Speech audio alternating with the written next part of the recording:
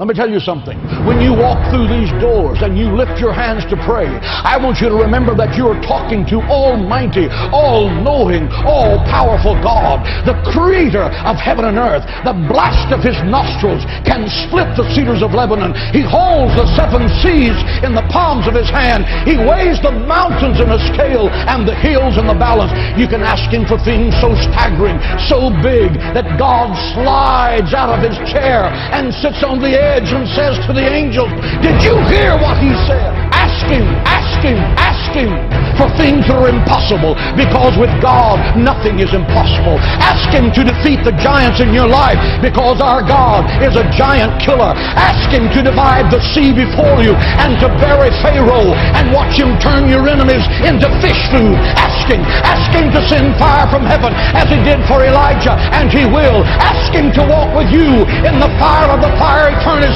and be the fourth man in the fire, and he will. He said you will walk through the fire and the fire will not burn you. You will walk through the water and the water will not drown you. Ask him. He's the God who cannot fail. He's waiting to show you great and mighty things. Ask him.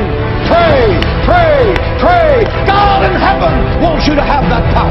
You are made in the image of God. God is not a statue. He speaks, he thinks, he talks, he feels our infirmities, he answers our prayer. He's alive. He's Jehovah Shammah, the God who is there. He's Jehovah Nissi, the Lord who is our banner. He's Jehovah Shalom, the God our peace. Pray, pray, pray. God is in heaven saying, what do you need? Do you need healing? Ask in faith, believing, and I will give it. Do you need supernatural wisdom to make a tough decision? Ask of me, and I will lead you in paths of righteousness for your name's sake. Do you need peace that surpasses understanding? Ask, ask, ask, for nothing is impossible to those that believe. No good thing will he withhold from those that diligently seek him. Do you need the impossible? Then open your mouth. Open your mouth in faith, believing. You're not talking to the President of the United States. You're not talking to Bill Gates.